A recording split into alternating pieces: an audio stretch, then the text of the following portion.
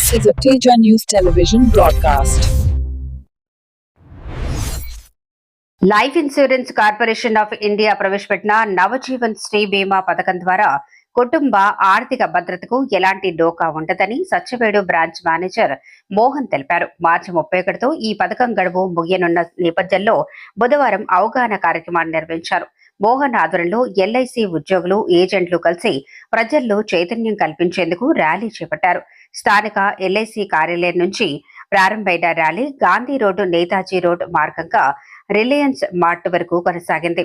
Rally సందర్భంగా నవజీవన్ శ్రీ పథకం ప్రయోజనాలు, కుటుంబ భద్రతలు, బీమా పాత్రపై ప్రజలకు వివరించారు. ఈ కార్యక్రమంలో LIC senior development officer Mallikarjun Sharma, ఏవి సుబ్బయ్య, రాజేష్, శ్రీకృష్ణతో పాటు పలువురు ఎల్ఐసి ఏజెంట్లు పాల్గొన్నారు.